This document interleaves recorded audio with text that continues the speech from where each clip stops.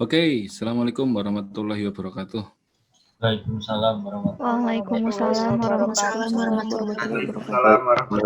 wabarakatuh.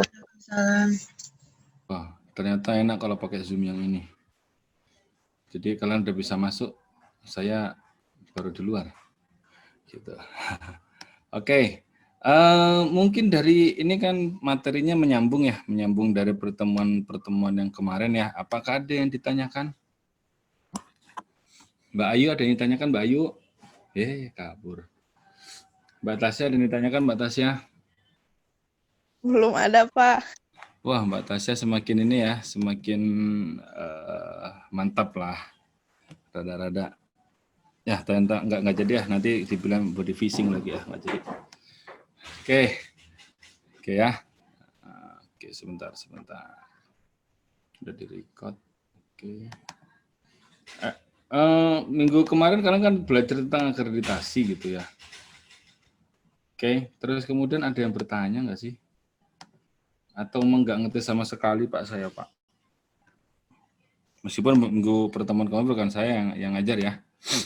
Gitu. Ayo, minggu kemarin apa coba? Ayo. Hei, minggu kemarin pertanyaan, ayo ini yang lainnya mana nih Jajan cuma nyalain ini aja nih apa Zoom. Akreditasi laboratorium.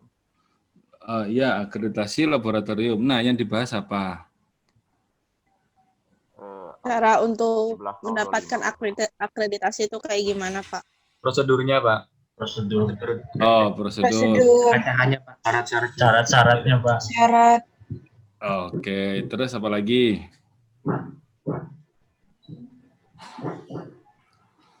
Apalagi selain itu?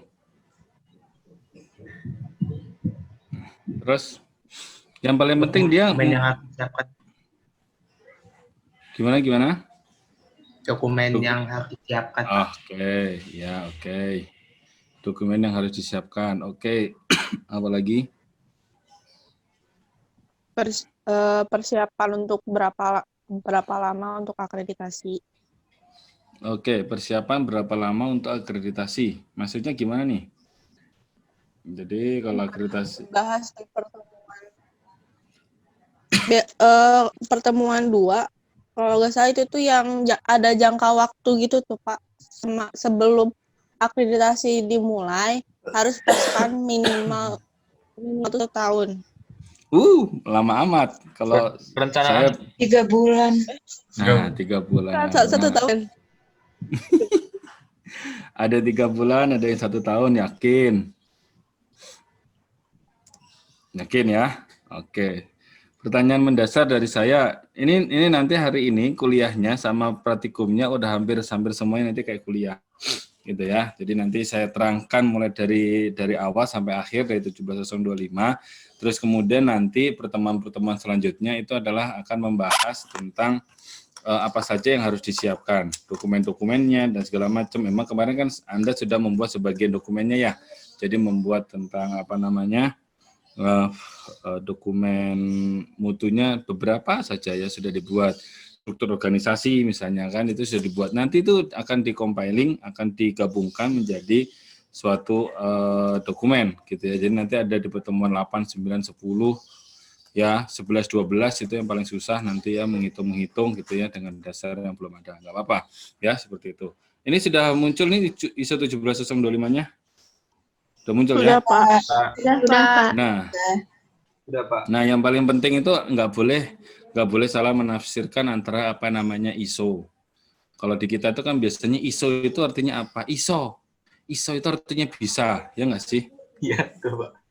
Nah, terus kemudian ISO, enggak Pak, ISO itu makanan yang enak banget itu Pak. Tahu nggak ISO apa? ISO babat, paru, nah itu kan ada juga. Oh ada risol juga, oke ya. Tapi yang di sini namanya ISO adalah International Standardization for Standardization. International Organization for Standardization. Jadi ini adalah suatu organisasi yang bergelut di bidang standarisasi. Nah, pertanyaan saya adalah mengapa sih kita perlu standarisasi? Ya, gitu. Ya, berarti kan ngapain sih harus standarisasi gitu ya. Terus juga saya kalau membuat ini Pak, Indomie ya 3 menit dimasak terus kemudian nanti dimakan langsung gitu Pak. Apa mesti distandarisasi Pak gitu ya. Nah, pertanyaan-pertanyaan itu muncul dari kata why, what, when, dan segala macam ya. Pokoknya semua itu diawali dari pertanyaan ya. Nah, munculnya standarisasi itu agar supaya apa? Melindungi manusia gitu. Kita itu biar dilindungin. Ya, sebagai contohnya adalah standar untuk standar nasional Indonesia untuk AMDK. AMDK apa AMDK? Air minum dalam Air kemasan. minum dalam Nah, air minum air- dalam kemasan. Saya minum dalam Nah, air minum dalam kemasan. Ya, itu adalah AMDK, gitu ya. Nah, kenapa harus dibuat standarnya? Karena kalau nggak dibuat standar, nanti ada aja orang yang membuat dari air apa? Air keran langsung dimasukin, dibotolin. Ya nggak sih? Wajar nggak? Ya pasti ada. Makanya AMDK itu ada SNI-nya yang wajib. Nah, seperti itu. Dan secara internasional terus kemudian dituangkan dalam yang membuat adalah suatu organisasi yang diikuti oleh 162 plus negara.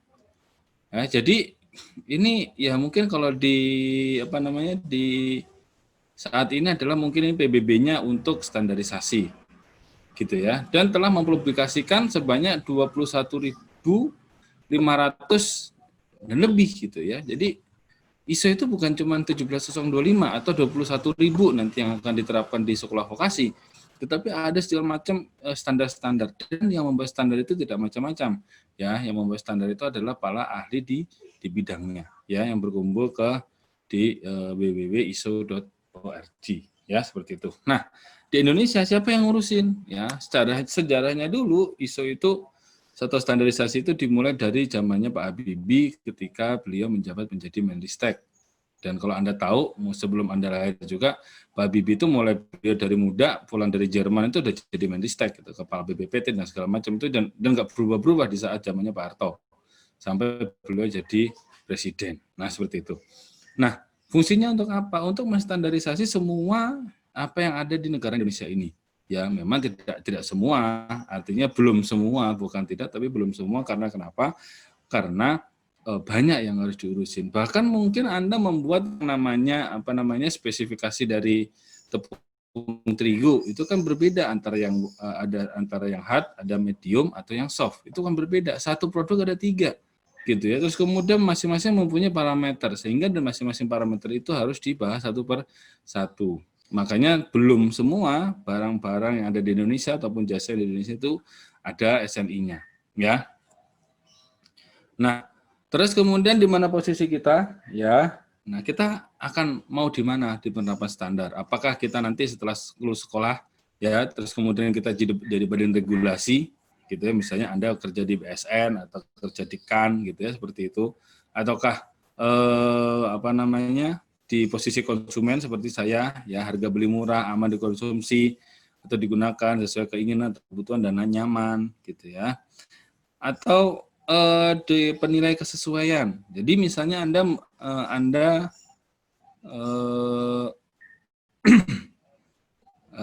ingin membeli suatu minuman MDK, gitu ya. Terus kemudian di sana ada yang namanya posisi sebagai LS Pro.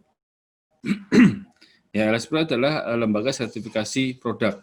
Jadi LS Pro itu adalah lembaga yang sudah diakreditasi oleh KAN, yang terus kemudian dia yang bertugas untuk memberikan sertifikat suatu produk. Contohnya adalah produk MDK. Nah, produk MDK itu hanya boleh mencantumkan SNI-nya ketika dia memang sudah didaftarkan di LS Pro, dan LS Pro sudah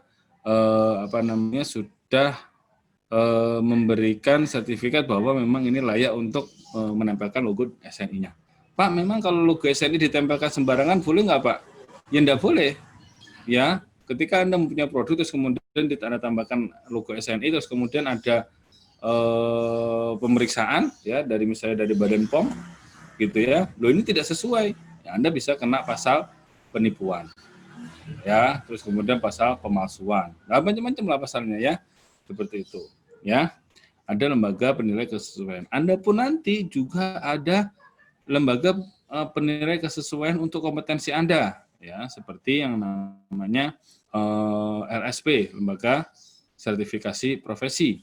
Ya, di kita ada namanya lembaga sertifikasi profesi untuk sekolah vokasi. Nanti ada, dan itu nanti akan dilaksanakan ketika Anda akan lulus misalnya.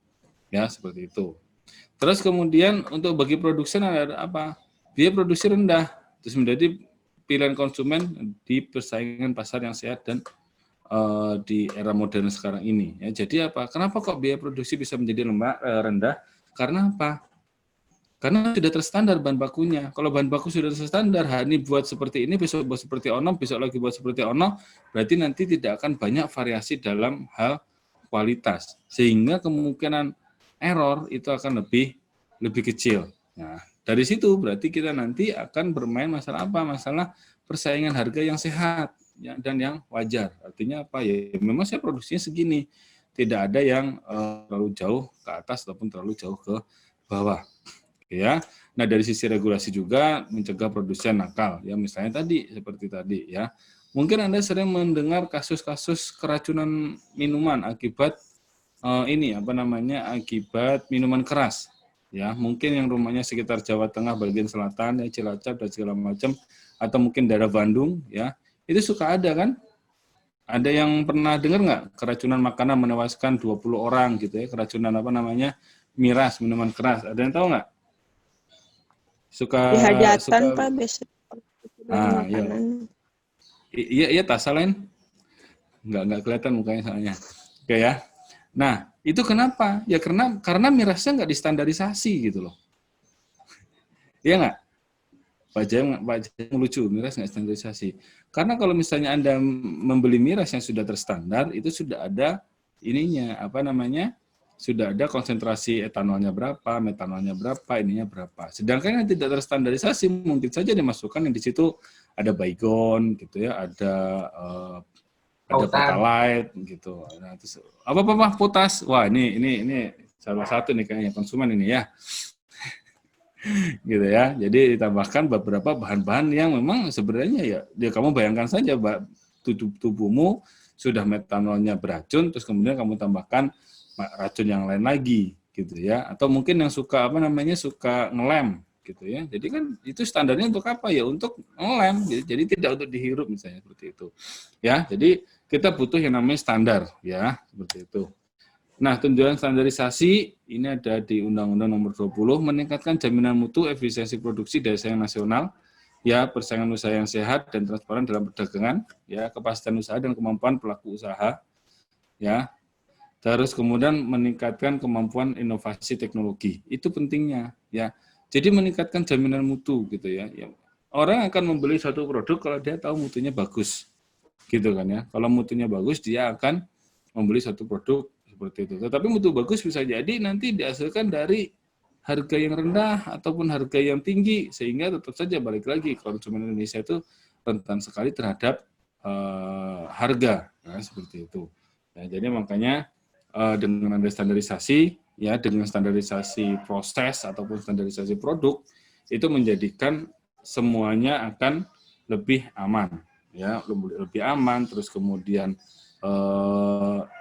prosesnya hampir sama semuanya, sehingga operasional cost-nya pun juga akan semakin terjangkau ataupun standar, ya, terstandar. Terus kemudian meningkatkan perlindungan konsumen, pelaku usaha, tenaga kerja, dan masyarakat lainnya, serta negara, baik aspek keselamatan, keamanan, kesehatan, maupun fungsi lingkungan hidup. Ya, jadi dengan ada standarisasi itu, ya konsumen terlindungi, pelaku usahanya juga nggak perlu was-was juga, tiba-tiba digeruduk orang karena produknya basi misalnya kan. Tenaga kerjanya kalau usahanya lancar ya dia lebih happy gitu ya. Ya, yang paling penting adalah negaranya. Negaranya apa? Negaranya juga akan happy kalau masyarakatnya sehat-sehat gitu. Otomatis BPJS yang ke rumah sakit jadi semakin sedikit. Sehingga preminya yang dibayarnya juga akan menjadi lebih sedikit gitu ya. Di beberapa tempat ya seperti di Australia, ya, di Australia itu memang pemerintahnya bukan dana BPJS yang ditingkatkan, bukan, tetapi memang pemerintahnya itu menyediakan fasilitas olahraga sehingga badan dari para rakyatnya itu segar gitu. Kalau segar terus kemudian energik, nggak sakit-sakitan gitu loh ya. Jadi seperti itu. Ya, jadi bukan anggaran dari BPJS yang dinaikin, tidak, tetapi dia membangun fasilitas olahraga, gedung-gedung olahraga, atau mungkin juga ada pengurangan biaya masuk pajak untuk alat-alat olahraga dan segala macam. Yang paling penting apa? Masyarakatnya happy. Kalau masyarakatnya happy, biasanya kesehatannya juga akan lebih meningkat. Nah, seperti itu ya.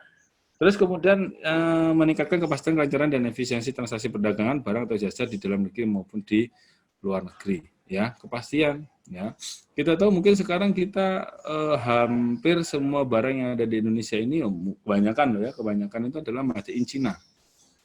Gitu ya. Dengan adanya SNI produk, ya misalnya mainan aja ya, otomatis barang yang ada dari Cina itu harus didaftarkan dulu, ya, kecuali barang selundupan ya, kecuali barang BM. Ya, jangankan mainan ya. Handphonemu aja bisa jadi BM ya, tiba-tiba emailnya keblokir ya seperti itu. Dan itu implikasinya apa dengan standarisasi ini? Semua yang masuk ke negara Indonesia itu harusnya, Bapak berbicara masalah harusnya itu harus distandarisasi terlebih dahulu. Nah, siapa yang menstandarisasi? Lembaga sertifikasi produk atau LS Pro. Itu yang mensertifikasi. Sampai sini paham ya? Sehingga apa? Dalam persaingan usaha bisa jadi ketika membuat mainan saja ya, atau membuat ya, kita nggak bicara pangan, kalau pangan kan sudah benar-benar rigid sekali gitu ya. Ya, banyak obat-obatan dari suplemen dari Cina itu ternyata memang dia menyebabkan gagal ginjal dan sebagainya. Ya mungkin bagi Anda-Anda yang suka Korea atau Cina yang tadinya dulunya kulitnya sama kayak saya ya, sawo matang gitu ya. Terus kemudian Anda membeli produk dari Cina, Korea ataupun dari negara lain gitu. Terus kemudian dalam waktu 2 bulan langsung putih gitu ya, putih pucat gitu. Hati-hati. Bisa jadi di situ ada peroksidanya, bisa jadi di situ ada merkurinya. Makanya Badan POM itu selektif sekali dalam menyeleksi di produk-produk yang beredar di Indonesia. Tetapi ada aja yang memang nakal, artinya apa? Mereka itu ini menyelundupkan gitu ya. Nah, sehingga dari sini yang paling dirugikan siapa? Yang paling dirugikan adalah rakyat Indonesia. Nah, kalau rakyat Indonesia-nya rugi, yang terjadi apa? Ya, yang terjadi adalah ya balik lagi ke rumah sakit lagi BPJS. Kebayang kan kalau misalnya muka dari kalian itu ditambah apa? Ada krim pemutih gitu, terus kemudian mukanya cuma putih segini doang gitu misalnya ya. Terus kemudian pada suatu saat dengan konsentrasi tertentu merkuri yang masuk ke dalam muka kamu itu, terus nanti dia akan menyebabkan kulitmu melepuh merah-merah. Itu kan nggak bagus juga. Gitu ya, makanya perlu dengan adanya LS Pro, terus kemudian dengan adanya Badan POM sebagai pengawas, gitu ya, memastikan bahwa barang yang masuk ke Indonesia itu aman, ya seperti itu. Terus kemudian di bidang laboratorium, gitu ya. Hanya satu ya yang dapat mengakreditasi laboratorium, yaitu Komite Akreditasi Nasional. Kok cuma satu, Pak? Ya memang iya. Ya, jadi memang ini dimonopoli oleh negara, ya nggak apa-apa lah. Ya, memang kan negara kita maju juga gitu ya. Jadi hubungannya antara kan dengan lembaga penilai kesesuaian apa? Ya, jadi runutannya adalah Indonesia ini telah mengikuti kesepakatan dengan dunia internasional. Artinya apa? Dunia internasional nanti akan mengakui hasil yang dihasilkan oleh laboratorium di Indonesia ataupun lembaga penilai kesesuaian yang lainnya. Gitu. Implikasinya apa? Berarti mengikuti standar internasional bagi negara Indonesia. Ya, standar internasional harus diikutin. Seperti itu. Di mana ya? Ada di ISO, macam-macam ISO-nya. ISO 9001, 21000 lah, 17025 atau 17021 seperti itu untuk kasus audit internal gitu kan misalnya kan. Nah, itu semua dilakukan negara untuk apa? Untuk menaikkan daya saing bangsa Indonesia. Gitu ya. Jadi kalau misalnya tidak ada kan gitu ya, nanti berarti Anda bisa jadi melakukan akreditasinya ke Australia gitu ya. Dulu itu sebelum adanya kan, ya itu ada 12 laboratorium itu untuk ISO 17025 mereka ke Australia. Ya, jadi yang mengaudit itu Australia. Bayangkan berarti kan berapa ribu dolar uang yang keluar ke Australia. Nah, sedangkan di Indonesia ya kita negara besar. Jadi kita harus ada lembaganya. Makanya dibuat yang namanya Komite Akreditasi Nasional. Anggota awalnya siapa? Anggota awalnya adalah ke-12 lab tersebut itu tadi. 1 sampai 12 kalau nggak salah. Saya nggak tahu, lupa ya. Tergantung ya. Nah, laboratorium itu sebagai apa? Sebagai lembaga penilai kesesuaian. Ya, lembaga penilai kesesuaian. Oke. Nah, agar supaya lembaga penilai kesesuaian tadi dipercaya, ya, maka lembaga penilai kesesuaian akan mengajukan diri ke KAN untuk apa? Untuk melakukan layanan akreditasi secara independen dan imparsial. Nah, seperti itu. Jadi yang mengakreditasi siapa? Ya berarti KAN, karena dia yang mempunyai wewenang. Nah, apakah hanya laboratorium saja? Tidak, laboratorium itu banyak. Ada laboratorium medis, laboratorium kimia, mikrobiologi, terus kemudian laboratorium kalibrasi. Ya, kalau ada beberapa lembaga penilai kesesuaian untuk sertifikasi, ya berbeda. Kalau untuk akreditasi, ya itu laboratorium atau lembaga yang akan memberikan sertifikat, ya yang akan memberikan sertifikat. Jadi misalnya laboratorium Sekolah Vokasi Institut Pertanian Bogor gitu ya. Yang mengakreditasi siapa? Yang mengakreditasi adalah KAN. Nah seperti itu ya. Yang mengakreditasi adalah siapa? Adalah KAN.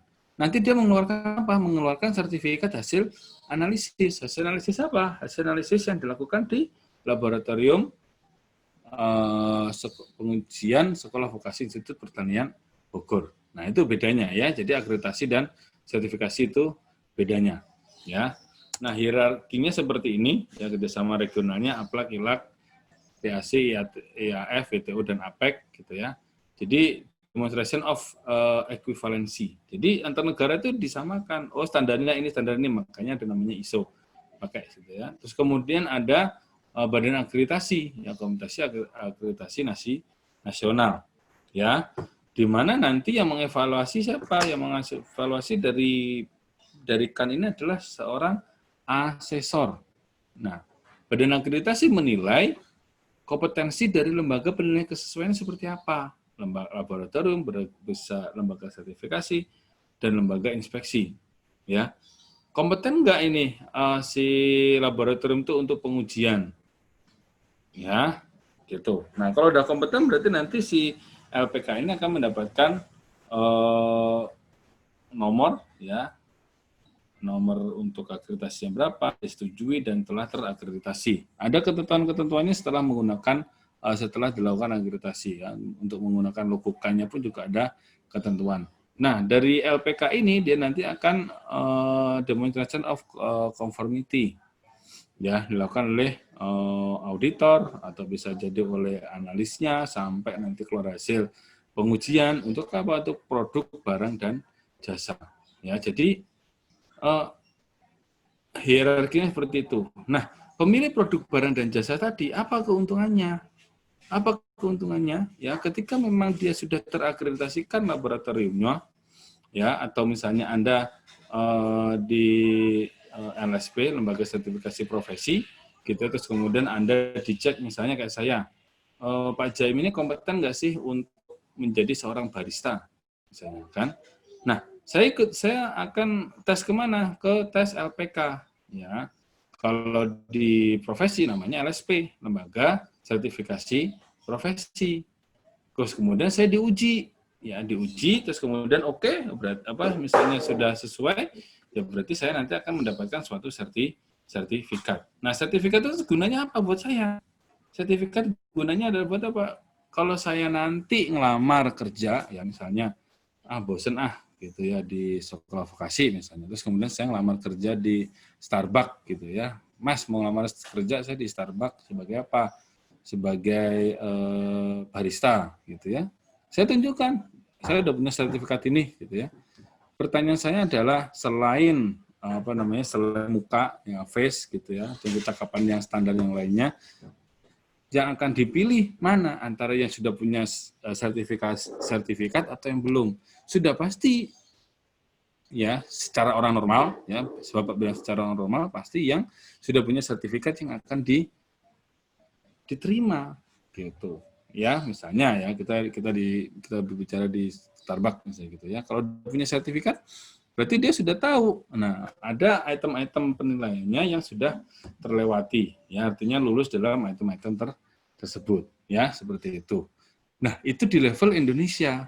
Ketika dia memang tadi sudah masuk ke dari barang dan jasa, terus kemudian LPK, Badan Akreditasi dan internasional, maka saya pun nanti akan mendapatkan pengakuan dari misalnya dari Jepang. Misal ketika memang Indonesia dan Jepang di dalam lingkup yang ini gitu ya, dia sudah mengakui gitu ya. Artinya apa? Oh, kalau baristanya itu diuji di Indonesia udah otomatis jago lah pokoknya lah. Seperti itu ya, seperti yang di poin nomor 5. Nah, itu keuntungannya. Keuntungannya apa? Ya kita nggak usah ulang lagi, kita ngelamar di sana, oh udah oke kok ini orangnya gitu ya. Misalnya saya jago roasting gitu ya, roasting dari kopi misalnya. Nah, seperti itu ya. Jadi itu keuntungannya. Bagi produk gimana produk? Misalnya produk kamu adalah apa? Oh ini.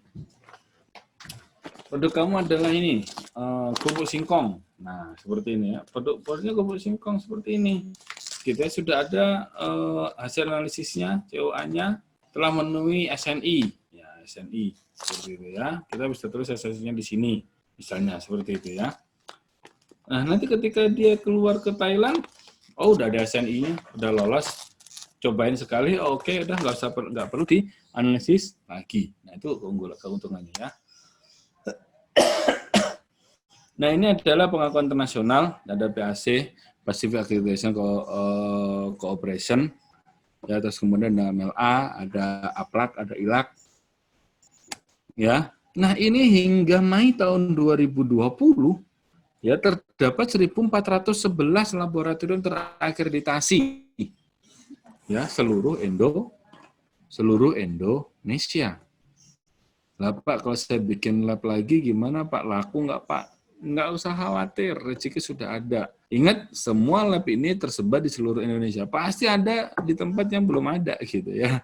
Kalau mau buat seperti itu, ya. Terus kemudian laboratorium kalibrasi ada 317, terus kemudian laboratorium medis ada 72 dan ada proficiency testing provider. Artinya apa? Yang menyediakan tes untuk uji profisiensi. Nanti akan dibahas di pertemuan selanjutnya untuk proficiency test provider. Ya, ini sampai tanggal 2 Mei 2020. Gitu ya. Pak, itu labnya apa aja? Oh, banyak labnya itu macam-macam. Ada yang lengkapnya sedikit, ada yang banyak, ada yang lab di perusahaan sendiri, nah segala macam. Loh, Pak, kalau misalnya di lab di perusahaan sendiri, Pak, kan nanti bisa kong kali kong, Pak. Nah, makanya ada yang namanya nanti, ada yang namanya ketidakberpihakan. Nanti ada di klausul-klausul selanjutnya, ya, seperti itu, ya. Oke. Nah, ini adalah lembaga inspeksi dan sertifikasi yang diakreditasikan, ya, Innovation Product, Ecolabel, Food Safety. Wah, runyam, ya, banyak sekali ya, 441 ya. Seperti itu, lembaga inspeksi dan lembaga sertifikasi. Gunanya untuk apa sih? Kalau kita udah punya logokan itu, kalau nyari duit lebih gampang daripada yang belum punya logokan. Nah, ini lembaga penilaian kesesuaian, ada di seluruh Indonesia, bahkan dari Sabang sampai Merauke juga sudah ada. Gitu ya, di Kupang sebanyak, gitu ya, terus kemudian di Papua, di Jayapura, di Timika, yang tengah ini Timika, ini di Timika.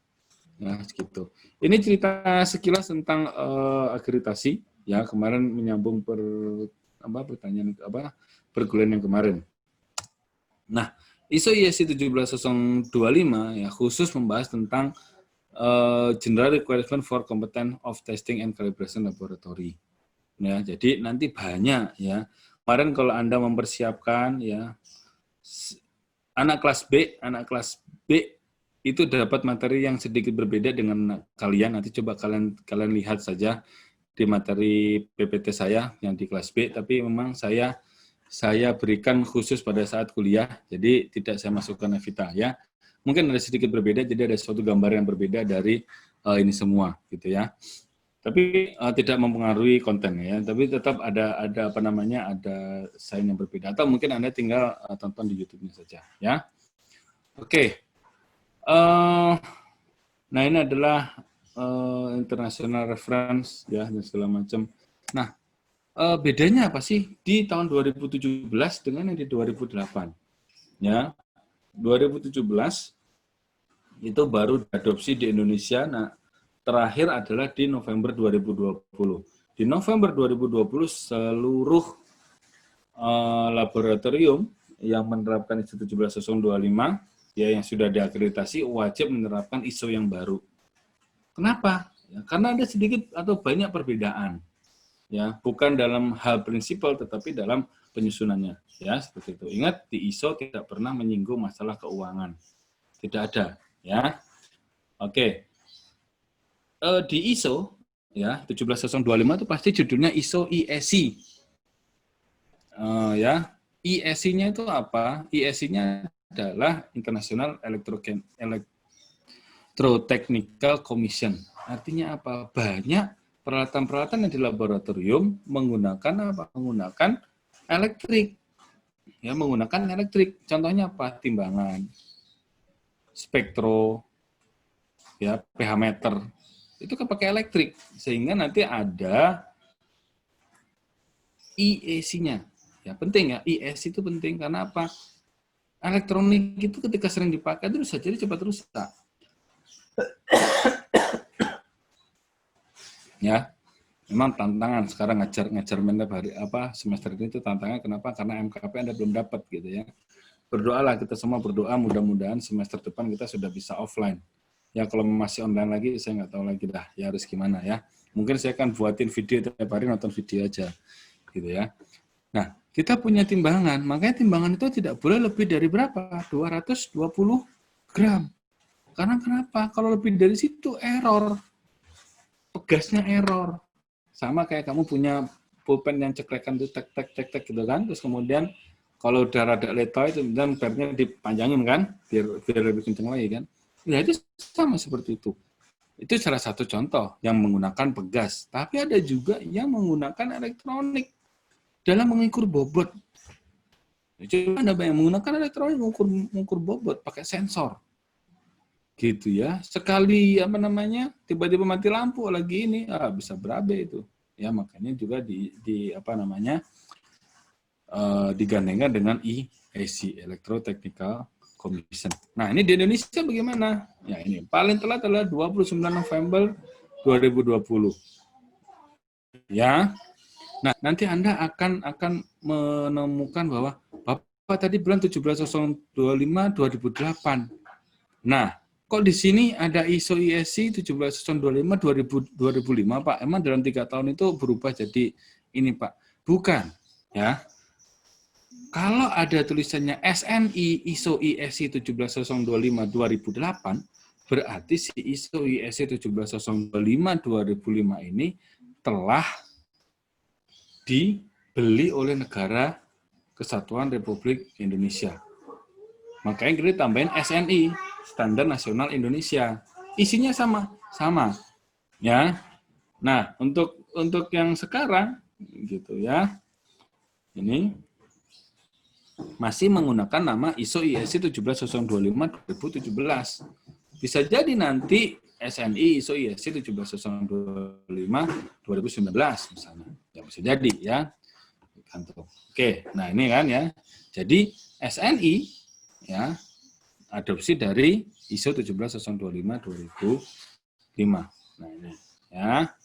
Oke, ini surat penyuratannya. Kenapa? Ketika sudah diimplementasikan ya, pasti ada laboratorium yang sudah melaksanakan. Misalnya diakreditasinya tahun 2017 akhir. Berarti nanti dia akan mengajukan akreditasi lagi, reakreditasi ataupun surveillance ataupun kunjungan reassessment itu 2 atau 3 tahun mendatang. Sehingga ketika ada kunjungan lagi dari Kan, mau nggak mau sudah harus berubah bentuk dokumennya. Ya, seperti itu. Nah, prinsip-prinsip perubahan ISO IEC 17025 menggunakan pendekatan proses sejalan dengan standar bermutakhir, ya.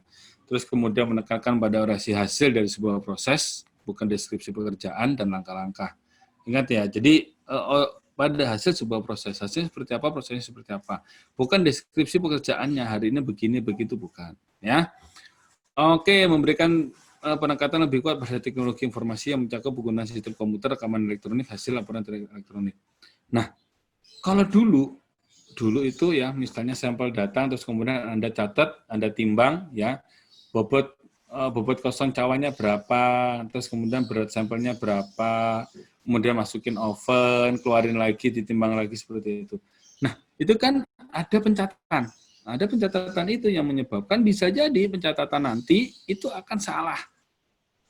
Ya, misalnya 17.025. Kalau 17.025 itu bisa orang nulisnya susah. Nah, bisa salah gitu ya, diejaknya salah. Ya, misalnya ini 0812 ya 33367. Ini kan gampang kalau diejak satu persatu. Tapi kalau misalnya 0812 333 67. 67 masih enak, 67. Karena kan yang dihafal di otak itu adalah kata depannya 17 ya 71. Nah, bukan jadi 17 kan seperti itu.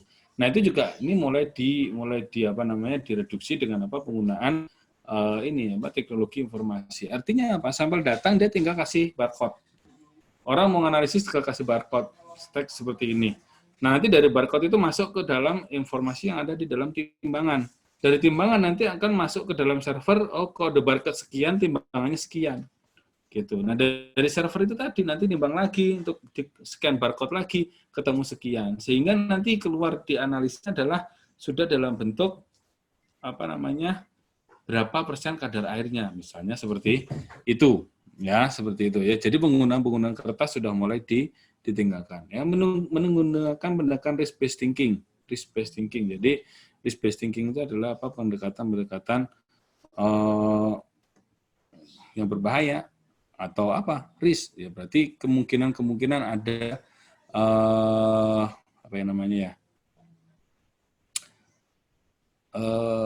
kalau seperti ini jadi ini, seperti ini jadi sini. Nah, gitu. Kalau kayak gini bahayanya kayak gini loh. Nah, seperti itu ya. Terus kemudian menggunakan terminologi yang lebih modern, ya. Oke, terus kemudian menyesuaikan dengan perubahan vocabulary metodologi, penggunaan struktur selaras dengan standar ISO, ya. Terus kemudian ruang lingkup mencakup seluruh kegiatan laboratorium termasuk pengujian, kalibrasi, dan sampling yang dilakukan untuk kegiatan kalibrasi dan pengujian. Terus mensyaratkan penetapan pemenuhan kriteria kompetensi personel, kalibrasi, dan pemeliharaan peralatan serta seluruh proses digunakan dalam laboratorium untuk menghasilkan data. Terus kemudian mensyaratkan laboratorium untuk berpikir dan beroperasi dengan cara yang dapat menjamin bahwa seluruh proses berada dalam kendali data yang dihasilkan selalu andal. Ya, produk dari suatu laboratorium adalah data. Nah, jadi misalnya saya melakukan analisis ini ya, kadar air dari produk ini, ya, kadar air dari produk ini, gitu ya, ke suatu laboratorium, gitu ya. Terus kemudian data laboratorium berapakah kadar air dari si kerupuk singkong ini, gitu ya. Nah, permasalahannya adalah data yang handal itu seperti apa? Ya, ketika lab A, ya saya mengujikan hasilnya adalah 12%. Saya ujikan di lab B, hasilnya 25%. Saya ujikan di lab C, hasilnya adalah 10%. Ini beda-beda, gitu. Mana yang benar? Ya, seperti itu ya. Jadi, kalau ingin membuktikan mana yang benar, berarti kita harus cek dulu, ini benar nggak nih sekian. Nah, terus kemudian Anda bisa komplain dong, Mbak, ini kok saya kemarin di lab sana 25% ya, di lab sana 10% ya, kok beda ya, ini yang benar yang mana ya? Nah, ketika Anda sudah mempunyai udah terakreditasi oleh Kan, tinggal datanya tunjukin, ini Mbak, ini kemarin data pengujiannya seperti ini dikerjakan dengan sekian. Bapak. Gitu. Ya, dikit lagi. Ya, oke. Ya. Nah, seperti itu ya. Jadi memang seperti itu untuk menghasilkan handal ya. Nah, kalau misalnya Anda ketemu nanti sama-sama sudah punya kan semuanya, pasti nanti hasilnya deket-deketan. 14%, 14% koma sekian, 14% koma sekian. Nah, seperti itu ya. Jadi prinsip dasarnya seperti itu. Sehingga kita menguji di lab 1, lab 2, lab 3, lab 4, lab 5 itu akan sama. Ya, itu prinsip pentingnya ya. Oke, sampai sini ya. Satu slide lagi ya, nanti saya lanjutkan di ini lagi ya. Nah, apakah laboratorium harus merubah ke panduan yang baru? Ya, apakah yang bernama panduan mutu berisiko itu harus baru semua? Tidak ya. Jadi ada beberapa yang disesuaikan, ada beberapa yang bisa menggunakan yang lama ya, seperti itu. Ya, jadi nanti dokumennya bentuknya adalah jadi revisi. Kalau misalnya dulu revisinya baru revisi 0, belum direvisi, nanti ketika diajukan ke kan lagi itu nanti tinggal direvisi. Ada keterangannya di dokumen adalah Rev 1 gitu ya, edisi ke-5. Ya, jadi udah direvisi sekali ya, tetapi nanti edisinya ada banyak, ada 1 2 3 4 5. Yang benar yang terakhir, dan itu nanti ada prosedur untuk penghapusan dokumen dan lain sebagainya. Nah, itu ya. Nah, pasti Anda juga masih bingung ini. Ya, ini apa sih Pak Jai ngomongin apa gitu ya, apalagi mungkin yang kemarin masih kurang paham ya. Jadi silakan saja nanti kita akan diskusi lagi ya di saat responsi. Karena penting buat apa? Ketika Anda mengetahui salah satu sistem ya, sistem standarisasi gitu ya, yang terjadi apa? Anda akan memahami juga sistem-sistem yang lainnya. Kenapa? Karena di ISO 17025 itu ada yang namanya manajemen dan ada namanya teknis ya. Untuk yang manajemen hampir sama 9001 dan segala macam gitu ya. Makanya di sini menggunakan pendekatan proses 9001, 15 segala macam, 17021, 17024, 20, 1765 dan segala macam. Ya. Jadi secara manajemennya hampir sama. Ya, saya dulu teringat satu menggunakan 17025, terus kemudian kantor secara keseluruhan menggunakan 9000. Akhirnya 9000 ngalah, gitu. Karena apa? Banyak sudah dokumen yang ada di 17025, gitu. Jadi yang 17025 sistem manajemen dipakai untuk yang 9001, seperti itu ya. Oke, seperti itu ya. Oke, ini nanti yang akan kita bahas, ya, yang akan kita bahas satu persatu, ya, dari perubahan dari 2008 ke 2017. Ya, oke. Jika memang ada yang bertanyakan, nanti silakan Anda Anda catat, terus kemudian nanti pada saat responsi kita akan diskusikan. Oke, saya akhiri dulu. Ada yang mau ditanyakan sekarang? Masih ada semenit? Enggak ada. Yakin nggak ada yang ditanyakan? Belum ada, Pak. Nanti dia Belum praktikum ada. kayaknya. Oh iya. Oke ya, kalau nggak ada yang ditanyakan, Bapak akhiri, ya, Bapak akhiri. Assalamualaikum warahmatullahi wabarakatuh. Waalaikumsalam warahmatullahi wabarakatuh. Salam. Oke. Terima kasih, Pak.